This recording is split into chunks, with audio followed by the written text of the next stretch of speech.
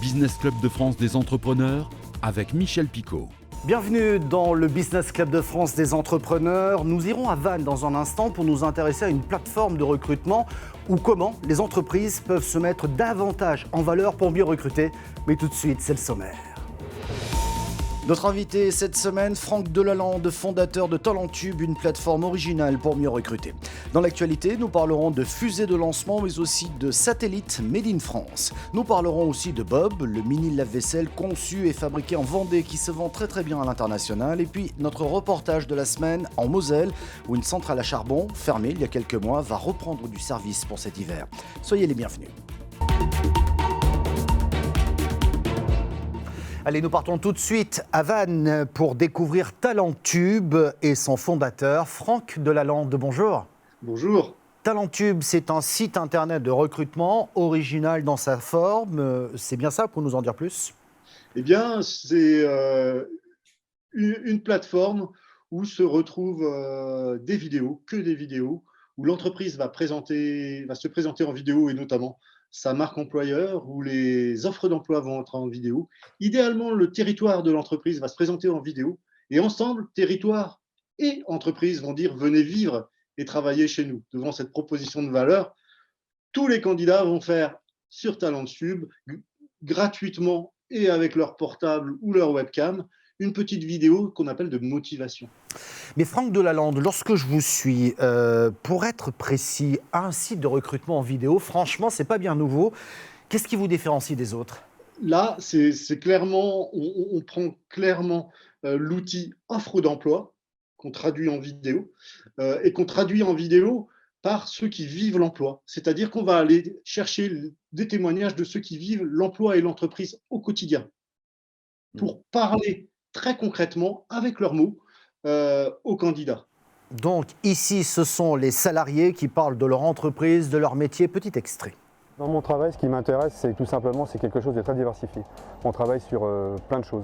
On peut travailler sur du chariot, on peut travailler sur de l'électricité, on peut travailler sur du bâtiment, sur plein de choses. Le poste de chef d'équipe a pour mission aujourd'hui d'accompagner les gens, d'être dans une relation de confiance, de communication. Et nous retrouvons notre invité Franck Delalande. Pour produire ce type de vidéo, Franck Delalande, vous vous adressez, j'imagine, aux grosses entreprises qui ont les moyens, je dirais, de s'offrir ce type de prestations, non? Ah non, on s'adresse à toutes les entreprises qui veulent changer leur méthode de recrutement et arrêter de faire des offres d'emploi papier qu'ils ont recopiées et qu'on trouve avec les mêmes textes dans tous les cas. Donc on travaille avec des TPE, des PME et des ETI et aussi quelques grands groupes. Voilà, et c'est une vraie.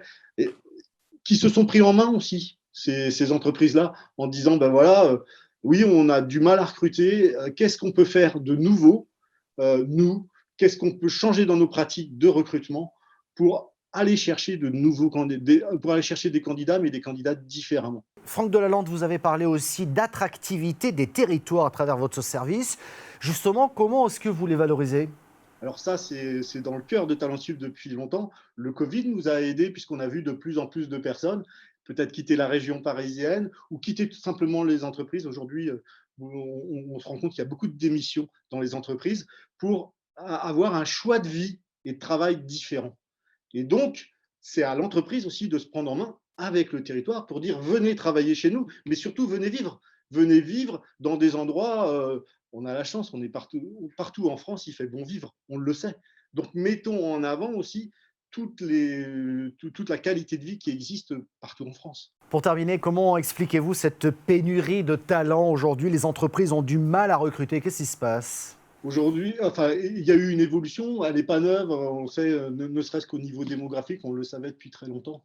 Voilà, et donc elle est presque un peu inéluctable, il y a des problèmes de formation, mais il y a aussi des problèmes de recrutement. Et moi, je pense que l'entreprise n'a pas tout fait pour bien recruter, pour bien se montrer, pour se rendre attractive.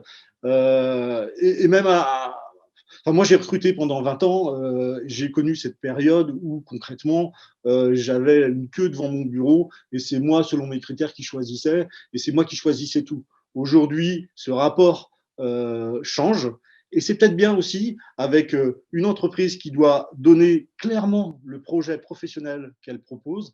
Donc, en faisant ces vidéos avec ces entreprises, moi, j'ai remis à jour quelque chose sur lequel je crois fondamentalement, c'est toutes les entreprises, petites, grandes, moyennes. Quand je rencontre des salariés qui sont là depuis 10-15 ans, ils m'expliquent qu'ils ont grandi. Donc, on remet en avant le concept d'entreprise apprenante. Merci beaucoup Franck Delalande de nous avoir présenté Talentube. Vous êtes basé à Vannes, mais vous travaillez sur l'ensemble du territoire. Et justement, nous partons dans un autre territoire, dans l'Aube, pour parler de recrutement. Là-bas, une entreprise a fait le choix de faire confiance à des candidats dont le profil est assez atypique par rapport à son cœur d'activité.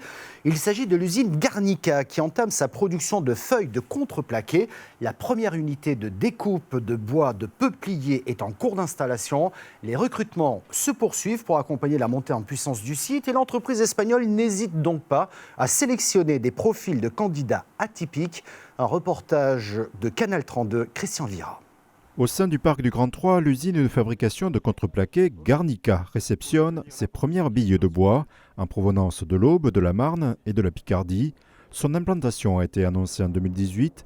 Depuis, 4 acheteurs quadrillent la zone d'approvisionnement pour alimenter la première ligne en cours d'installation. Aujourd'hui, Garnica 3 est déjà le premier acheteur de bois sur pied du quart nord-est. C'est le seul territoire de France où on replante plus de peupliers que ce qu'on coupe. Ça fait 10 ans que ça n'était pas arrivé. L'an prochain, Garnica 3 prévoit de transformer 150 000 m3 de grumes de peuplier en plaques de bois. On va enlever l'écorce. Le billon écorcé passe ici. Il monte là-bas. Là, il manque juste un élément qui est le scanner qui va permettre d'optimiser en 3 dimensions la découpe du billon. Ensuite, on a cette machine-là où le disque va être positionné pour recouper à la bonne dimension vers la dérouleuse. Et c'est là où on transforme un billon en une feuille de plusieurs dizaines de mètres de long. Ça peut être plusieurs billes par minute. On est septembre, le mois des essais. Octobre, on démarre en termes de production commerciale. Ces feuilles vertes qui auront été déroulées seront ensuite séchées sur notre autre site de Saint-Mazan. L'optique, pour mettre en place un séchoir, il va nous falloir terminer ce bâtiment-là, donc construire plus de 10 000 m² en plus, commander et installer le séchoir. Et ça, on est sur un pas de temps d'1 an et demi à 2 ans. Pour amorcer la fabrication, 30 personnels ont été recrutés. La recherche d'opérateurs de production et de techniciens de maintenance se poursuit pour monter à 50 salariés en fin d'année et près de 300 lorsque le site atteindra sa capacité maximale. On a intégré plus de 10 personnes qui ne connaissaient rien au peuplier. Vous avez vu, le poste déroulage est un poste complexe sur lequel on peut rechercher des profils de type gamer, par exemple. Ce qui les a beaucoup surpris. Et aujourd'hui, on le voit, en tout cas lors de leur formation, ils ont démontré des aptitudes excellentes au poste. Chez les forestiers, on a un alternant, on en prend 2 cette année, grâce au master qui s'ouvre en lien entre Y School et Crony. On a 2 alternants sur la partie maintenance. Donc c'est notre rôle aussi. On est petit, mais on a déjà participé activement dans ces schémas d'apprentissage.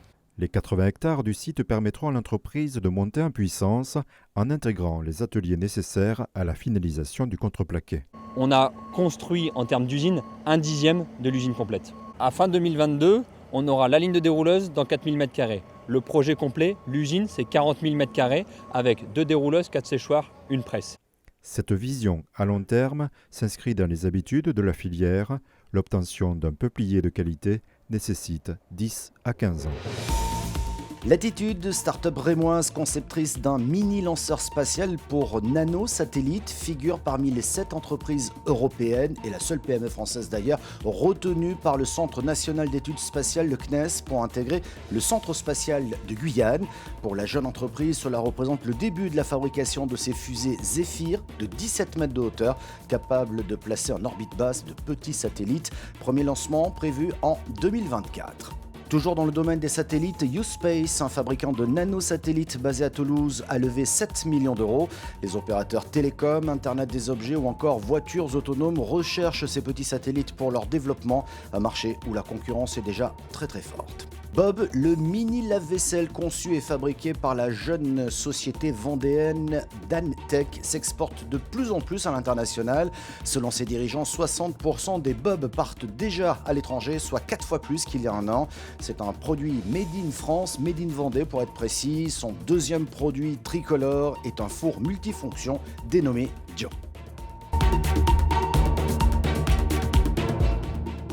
Pour faire face à la crise énergétique, la France relance ses dernières centrales à charbon. Mise à l'arrêt il y a 5 mois, la centrale Émile Huchet à Saint-Avold en Moselle doit redémarrer au 1er octobre prochain. Laissés sur le carreau, d'anciens salariés ont même accepté de retourner au charbon pour une dernière saison hivernale. Les explications de Fanny Bragard de Moselle TV.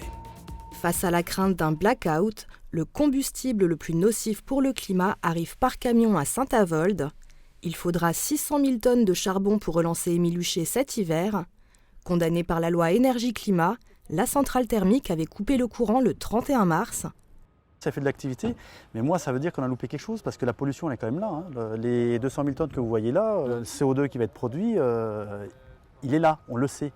On sait que c'est pas bien et on est obligé de reprendre. Donc il y a quelque chose qui a été loupé quelque part. Laissés sur le carreau il y a 5 mois, 68 salariés ont accepté de retourner au charbon, un devoir pour cet ancien technicien d'exploitation. Content de revenir, la centrale était toujours là, aussi bien en été qu'en hiver. Quand il y avait une demande de RTE, les salariés de la centrale, eux, ont toujours produit. Et que là, ils reviennent et puis ils savent que les Français comptent sur eux pour qu'il y ait l'électricité cet hiver. Avec un redémarrage prévu le 1er octobre, la tranche 6 reprend vie, mais avant de tourner à pleine puissance, soit 600 MWh, elle nécessite d'urgence une opération de maintenance, chiffrée à 10 millions d'euros pour Gazelle Énergie. Beaucoup de choses n'ont pas été faites pendant ces dernières années, en se disant ça va fermer. Donc on a beaucoup de travail en très peu de temps, on va dire. Donc il faut savoir gérer et les bonhommes et le travail à accomplir, quoi. Émile Huchet carburera pendant 2500 heures, d'octobre à fin mars. Pour compenser ses émissions carbone, Gazelle Énergie devra verser 40 € par tonne de CO2 dégagé à un fonds d'investissement local, soit près de 50 millions d'euros pour cet ultime retour de flamme. On a passé un partenariat avec le Conseil régional Grand Est, qui travaille forcément avec nous, avec le ministère, pour réussir à développer des projets de compensation dans la région. Et donc aujourd'hui, une des premières idées qu'on a, c'est de financer des bus à hydrogène sur la communauté agglomération de Saint-Avold. En ces temps de sobriété énergétique, l'or noir qui a fait l'âge d'or de la Moselle-Est pourrait ainsi une dernière fois accompagner sa réindustrialisation. Lors de la fermeture de la centrale, Gazelle Énergie s'était engagé à horizon 2026 à recréer plus d'emplois que ceux détruits. Le groupe compte y parvenir grâce aux énergies renouvelables comme la biomasse ou l'hydrogène. Voilà, c'est tout pour aujourd'hui. Merci de votre fidélité. Vous pouvez retrouver cette émission en replay vidéo sur le site internet de votre télévision locale ou sur celui de l'émission. Nous sommes également disponibles en audio podcast. Vous nous écoutez quand vous le souhaitez, mais également diffusés sur quelques radios un peu partout en France. On se retrouve la semaine prochaine.